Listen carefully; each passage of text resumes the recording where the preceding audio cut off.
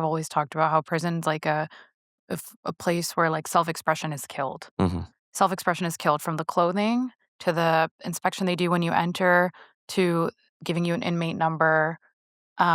Your identity and your sense of self is stripped from you in different ways in prisons across every country, hmm and that's why prisoner solidarity is like a global issue as well. Like, what's happening in Palestine to prisoners is very much also a tool of settler colonialism, just like it is here, very explicitly. Like, you are no longer a civic citizen. hmm It doesn't matter what they say that, oh, this is taxpayer money.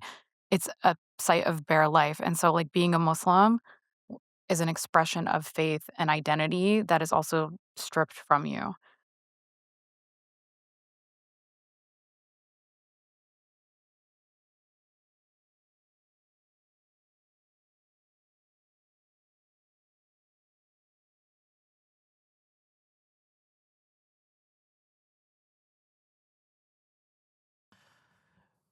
Islamophobia. In Quebec, unfortunately, it's a common word. People are very used to it here. For this interview, we're diving deeper into it. Less so from the public facing issues that Muslim women trying to become teachers are facing, less so from the aftershocks of Bill 21. The interview you're about to listen to is between myself and two community organizers. In the interview, we learn a lot about what it is that these Muslim prisoners in Quebec are facing, what these two community organizers are trying to do about it, as well as a worrying issue, that of prisons and how they are used as political tools around the world. And so the things that are faced by these Muslim prisoners in Quebec are, of course, not exclusive to Quebec, but I think it's very interesting. Tune in. You are listening to Local 514. I'm joined by Nashwa and Nabeela, who are community organizers, writers, researchers. I don't want to group you both with the exact same thing, but there's a lot of overlap, I want to say, in what you both do. They're here today to talk about a project of theirs. Why don't you tell us a little about it? Yeah, so thanks for having us today, Kalden. My name is Nashwa. This is my good friend. I'm Nabeela. Yep. And we started a group back in November 2023 called Arts for Palestine Montreal. And initially, it was a collective of volunteers and artists to support ongoing efforts to collect mutual aid for people who are impacted directly by the genocide that's been ongoing. And we have a branch off project that you invited us to talk about today. I'm going to let Nabila lead us a bit into that. So thanks for having us on the show. The Branch Off Project we started kind of last year in conjunction with some Arts for Palestine events and decided to make into a bigger project this year is doing Eid cards for incarcerated Muslims. So last year we did it to send to some prisoners in Ontario, and this year we wanted to do it a little bit closer to home. So we worked with some imams in Ottawa and also in Quebec to support their efforts, supporting inmates in prisons. Incredible. So I had the pleasure of going to the last event that you had. I contributed to some card writing and saw this very thoughtful, I guess, interview with one of the imams who does this kind of work. To start things off, I'm kind of curious what drew you to this kind of initiative. Yeah, so personally, I've been working with Believers Bailout in some capacity for 5 years now. So, Believers Bailout is a group based out of Chicago in the States where there's a really big, unfortunate culture of cash bail that's very exclusionary to anybody who's cash poor. And we know that policing is tied to settler colonialism and poverty all over North America. The RCMP was actually invented to be an extension of settler colonialism in a very direct way. So I feel like anybody who's interested in decolonial work has to look at prisons and prison abolition and also prisoner right work. So this is a zine, actually, Letters from the Inside from Believers Bailout. So I've done their, during Ramadan, they do takeovers of their Instagram pages and they keep them as highlights that are educational from activists across North America. So I've been one of those people for 2 years in a row. So I usually recommend a lot of books connecting Islam to prisoner solidarity and social justice. I do some talks about why it's actually very connected to our faith. So that's what drew me to this work. And then last year, my friend in Ontario started an initiative here in Canada to get Eid cards to incarcerated prisoners, which is a long-standing practice in the U.S. already, and I've participated in that virtually. So I wanted to bring it here. So I very informally last year, very shabbily was walking around seeing friends during Ramadan with a bag of cardstock and markers and making people make cards, and then I mailed them. And then Nabila got to do a few, and so you can talk about how we made it more formal this year. Yeah, so this year I think we wanted to do a little bit, not just for prisoners in Ontario, but also in Quebec. So we had the thought to maybe reach out to imams working in prisons here in Quebec. So we talked to them a little bit about if they'd want to work on supporting this idea, and they shared a little bit more about how prisoners in Quebec are facing challenges with being able to practice their faith, given the context of Islamophobia in Quebec, which we can talk a little bit more about. Of course, of course. So we thought it would actually be helpful to not just make this a gathering space to write the cards, but also a space for people to fundraise to support those efforts. So we did two during this past Ramadan, which were really beautiful spaces, actually. Glad Hmm. you could be there as Yeah, well. yeah, yeah, yeah. I had a fantastic time there. I'm sure we'll show some footage from that event. You touched on something very briefly there that I'm kind of curious about. So it sounds like there's these kinds of initiatives and projects that are kind of going ongoing in the States, but it sounded like you saw a bit of a lack of it here, like an Hmm. opportunity to try to connect to these prisoners and the kind of experiences they're going through.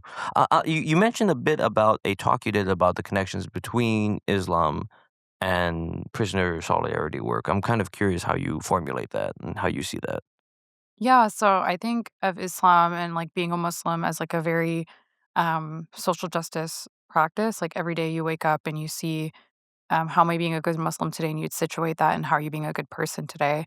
And there's like verses from the Quran about this as well. And the way I think about it is like my horizon for anything, like being in a community, having a certain job, being in school is time limited, right? Like Mhm. everything's a choice you buy into it every day. But my horizon of being a Muslim is like forever. So I let that be my like guiding compass and like doing work around Palestine as well. Like prisoners are kind of a litmus test in North America as well. We see that with Jim Crow era politics.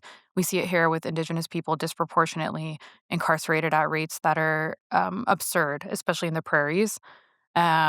You see more than 80% of prison populations in some provinces being Indigenous. Mhm. And I think if you say you're in solidarity with social justice movements, you, as a Muslim, and you say like you're trying to be a good person and a steward of this lifetime and be where you are and like a steward of the land and like the people in your relations, you have to look at prison and the way people are treated in prison.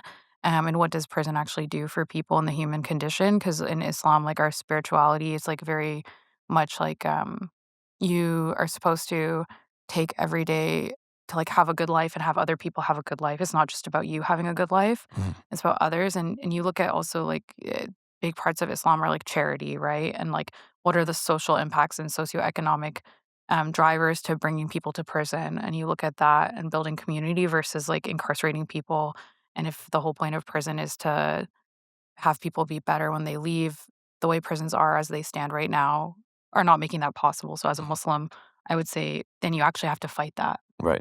There's sort of an imperative to do that based on faith. Yeah. Yeah. And it's an imperative to also remind people. So, like, big part of being Muslim is like always being in community and in relation. Like we say, Salam alaikum, brother, Salam alaikum, sister. Mhm. Everybody is your sibling in Islam, regardless of race, regardless of social location, identity, socioeconomic status, a job, the way they practice the faith. Everybody is your brother or sister. You're raised with that.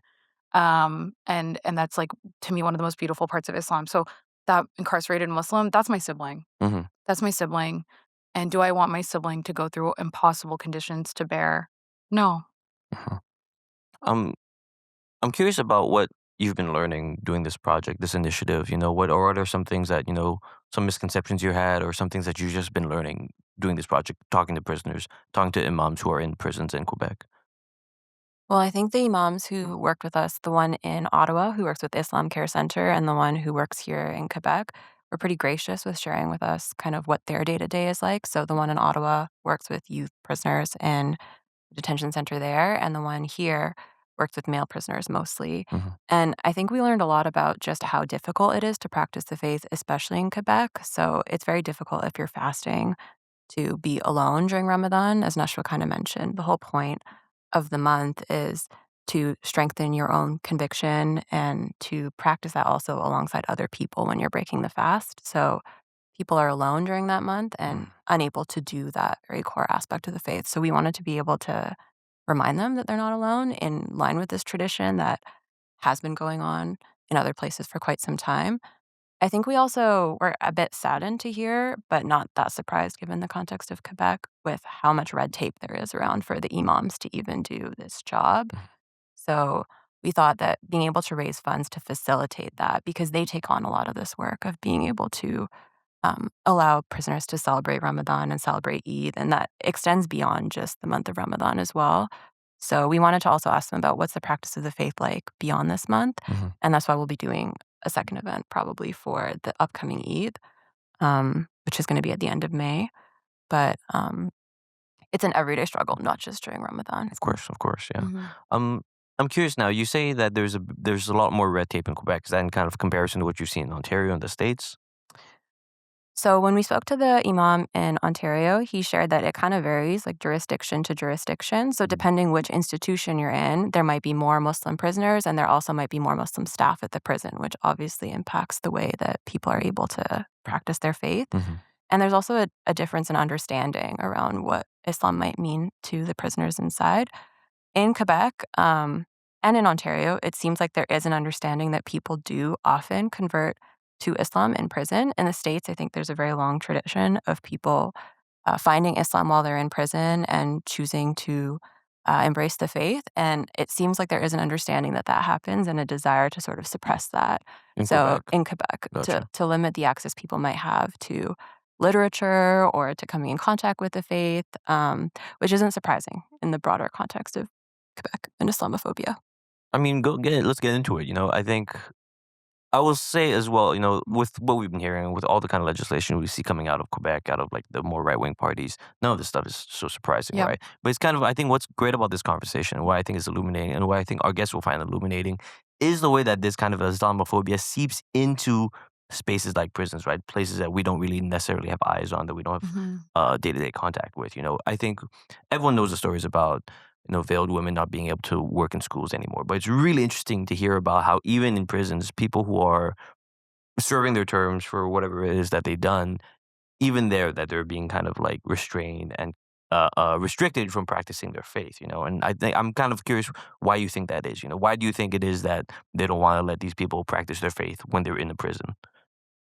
Yeah, well, prison's supposed to be a site of, like, bare life, right? Like, sociologists and, like, anthropologists and, like, even just activists have always talked about how prison's like a place where, like, self-expression is killed. Hmm.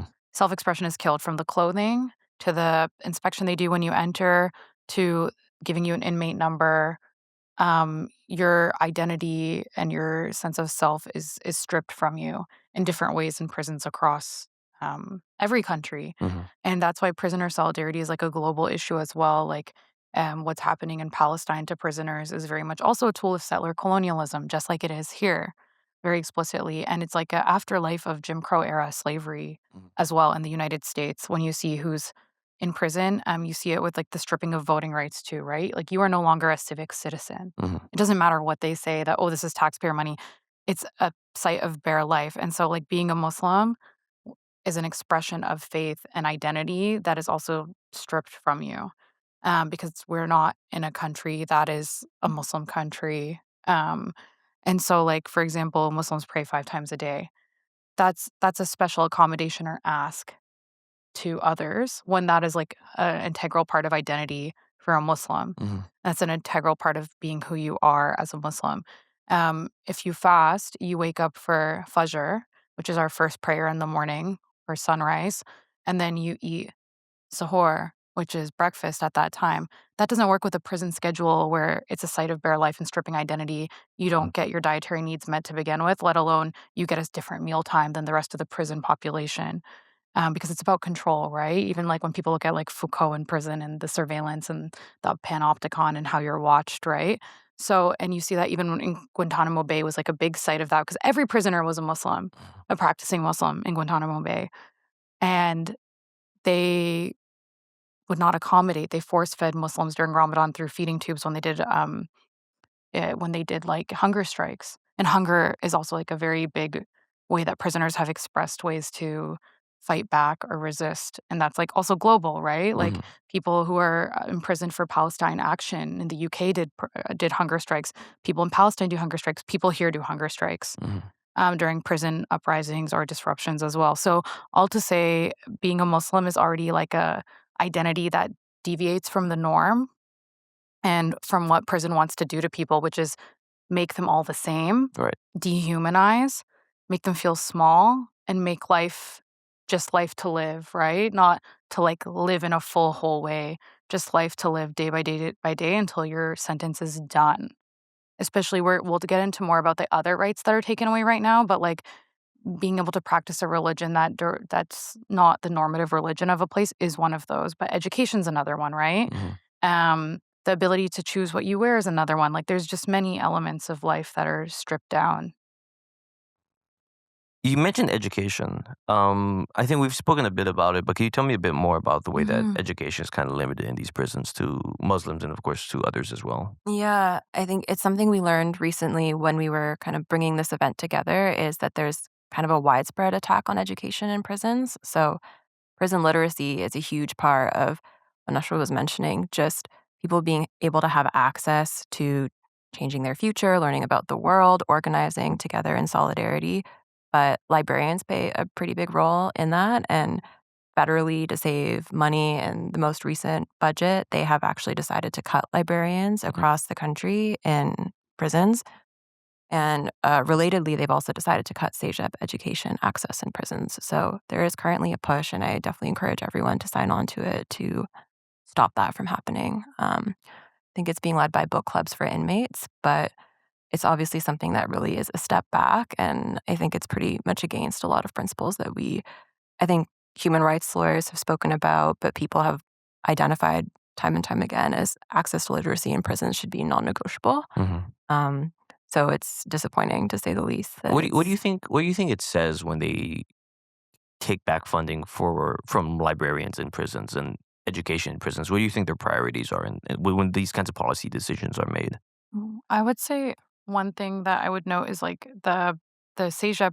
The CEGEP program that they're cutting, and it's going to end in June of this year. And there's some news articles that have come out from CBC and some academic groups too, because a lot of academics like looking at this. But CBC is like our mainstream news and Yahoo and just different Canadian news outlets is um, there's actually people who would transfer to the prisons that had CEGEP Mm. on purpose, because not every prison, like, facilitated in that way, and it's because they would view it as, like, imagine you leave prison and you don't have a CEGEP education, your life was just disrupted for, like, 3 years, 5 years, and you come into a society where it's already hard for people to be hired right now in this economy, let alone you have a prison record and you don't even have CEGEP done, and imagine trying to be motivated to do CEGEP when you're, like, in your mid-20s or 30s or 40s or later on, you know? It's really tough. It's already, like, annoying when you're 18 or Of 19. course. Imagine after a gap trying to go back to school, it's hard. yeah, I would agree. And I think the access to who, like even prior to this cut, like who gets access to education is something we could have talked about before this cut happening. Like there was not even access necessarily for white prisoners who are incarcerated versus Black and Indigenous prisoners who are incarcerated and shuffled around to institutions across the country. So this kind of adds insult to injury as a policy. It's pretty harmful. So I I'm gonna ask a question where I'm curious, because I can already imagine some like really like dumb comments, right? Like from people who, let's say, want to be in support of something that's like what they imagine to be a punitive system.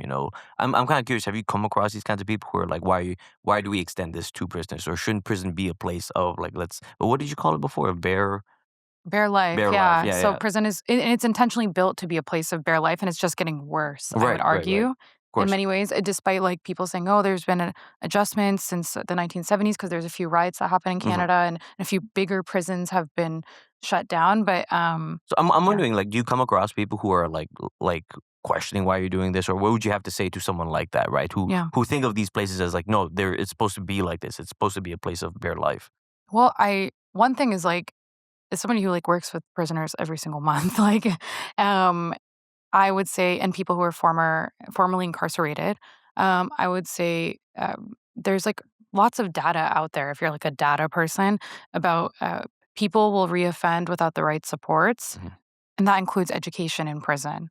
So education in prison actually lowers people who finish programs in prison. So, like, there's, like, one amazing program out of the West Coast, called WEB, which is Women Expanding Boundaries.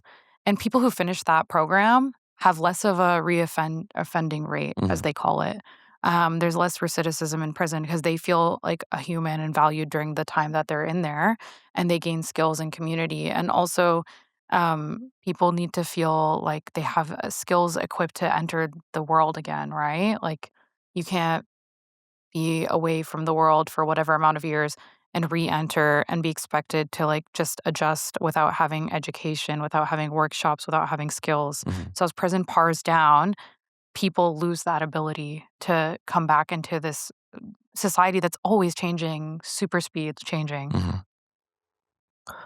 Tell me a bit about the event you're having at the end of the month.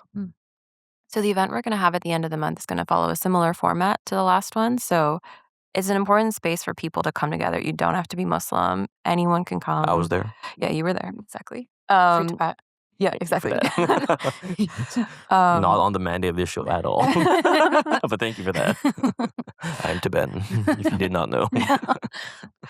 But I think it'll be a warm space as before, just for people to come together. I think the mandate for Arts for Palestine has always been not just to raise mutual aid funds in solidarity with Palestinians and people in Lebanon, but also for people in Montreal who want to be in solidarity with these things, to find a space to connect with others and to discuss in depth. So we'll have a little bit of chance to talk about this more in depth, and then for people to also share funds and bring some art together for the cause. And we'll similarly share these cards with the imams who've been working with us so far. So that'll be on May 14th, Thursday, in 2 weeks. Write that down, folks. May 14th, Thursday in 2 weeks. Yes. Well, maybe not 2 weeks from 2 weeks from where we're recording, but I think a week from 6 when the p.m. episode. 6 p.m. 6 p.m. May 14th. Articule. Yes. There you go. There you go. I'm kind of curious. What's the reception been like to like previous cards that have been sent? What's the reactions from the prisoners, the imams? I think I can share this anecdote where the one imam was like, obviously, he was like supportive, but telling us the context of what he works in.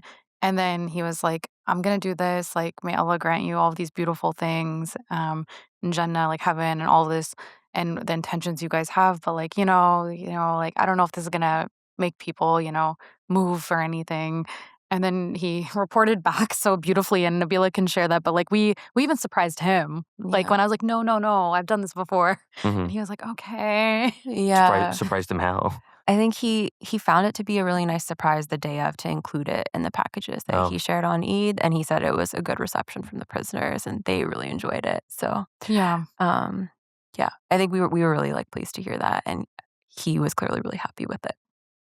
Nice. What are some goals for you over the next year, next iterations of this project? I'm hoping to do more prisoner connections for people who are interested in understanding the connections more globally because, for example, like Palestinian Youth Movement actually just launched another project around prisoner rights because there's a new death penalty that only applies to Palestinian prisoners. And it's horrible and egregious. It's very arbitrary, and it's obviously like another tool of settler colonialism, like here with Indigenous populations, to minimize the Indigenous population through prison, because prison allows governments to have quote unquote rules around who lives and who dies, like let live and let die. And also, I think for here, I want people to understand the social connections between all these laws being passed and Muslims being disproportionately incarcerated in Quebec. Muslims, although last reported, so there's no new stats, but I think this was a 2020 stat, were overrepresented in the prison population drastically. And I think that speaks to the kind of social factors of migration, how people are received. And one of the imams shared with us during the event as well, a lot of people are coming from war-torn places. And then the social supports here are not the best as well. Incredible. It feels like from what you've told me, you're trying to draw these kinds of connections from people to see prison experiences here as not just like isolated here, of course, but there's this kind of institutional story and effect and weight from prisons just across the world and the way they're used as tools against different populations. We're reaching our episode mark. Is there anything you want to leave our listeners and viewers with? Can I mention one thing? Of course. Okay. So I want to mention, I have the number now, so we can, So although Muslims make up not Muslims, although Indigenous people make up 5% of Canada's population, federally, the last stat was they are 30.4% of federal prisoners. Wow. But in the prairies, Indigenous people are actually incarcerated at over 80%. And there's a women's prison in Manitoba that's over 90% Indigenous women. Wow. That is an intentional tool to recolonize a population in a new way. Mm-hmm. It is a new tool of colonization in Canada. And Black people also are overrepresented in Canadian prisons. You see it in Nova Scotia, places where there's like these histories, like Africville gets destroyed. It's a thriving Black community. All the businesses get destroyed. And then you see an overrepresentation of Mi'kmaq and Black people in Nova Scotian prisons. Mm-hmm. I would say like people should look at the histories of the land and the violence impacted on which people. And that includes Quebec and the laws around Muslims and Islam and the Islamophobia that I would say is like great value France. Like that kind of no-name brand France Quebec is racism. a great value in France.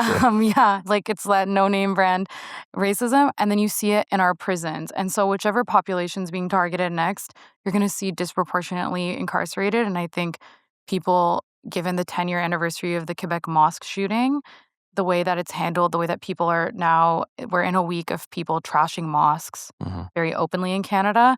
I think it's something for people who care about social justice to like not leave behind what's happening to prisoners and who is imprisoned and what are the social factors driving that as well. But also like in my work, you don't need to know what somebody's done.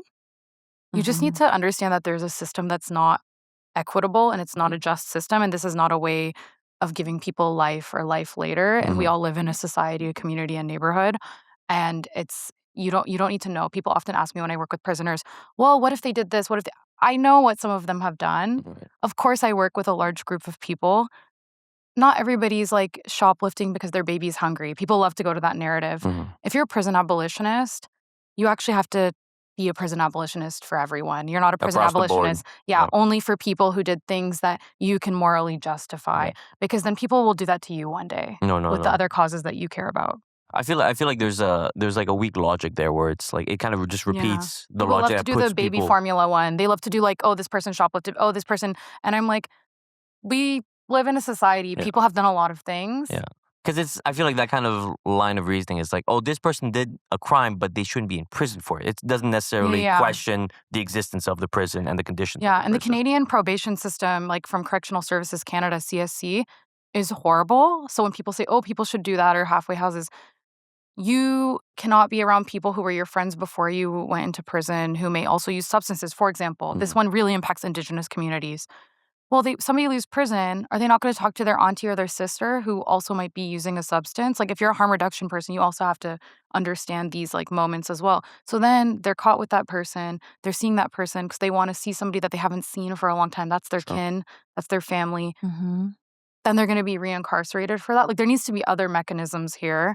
They move people around, like Nabeela mentioned earlier. There's an Indigenous woman I work with who's stuck in Quebec who can't go to any of the funerals of her family members. There's like a piece on shadowing of it. She's actually initially from the prairies. She's Indigenous. It's her right. She names this all the time. It's her right to have access to her people and her land, but she can't leave because of her probation conditions. If she leaves to go to a funeral of a close family member, she will be re-imprisoned. How is that fair? Like it's a lot of red tape that only people with a lot of privilege can navigate. Right, of course. Well, thank you too very much for coming on to the show. Thank you. Can we add a few? Yeah, just Please. This is the time for plugs.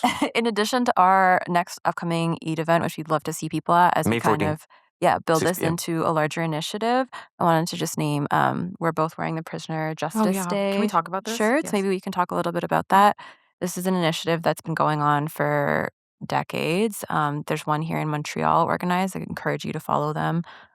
They also organize, in addition to the August 10th Day in Solidarity to commemorate those who've died, lived, and survived the prison infrastructure. They also organize a noise demo around New Year's where you could go to the prison and basically celebrate from outside the prison the New Year with the inmates. I think that's really beautiful. And maybe you want to speak a little bit more about Prisoner Justice Day and where it came from? Yeah, it's been going on for decades. There's been a lot of unexplainable prisoner deaths. and suicide as well. There's actually like a very big case of a Muslim prisoner in Ontario who had like mental health issues. Omar Suleiman, sorry, Fakiri, his brother is Omar, who's been advocating for him. There's a CBC documentary, and they didn't know how to like handle him, and he had not quote unquote done anything. So like all these cases when people box people in, I'm like, actually, there's a lot of not that what you're making up. But Mhm. anyways, that's one of many prisoners who have died in incarceration. There's a woman named Ashley Smith as well.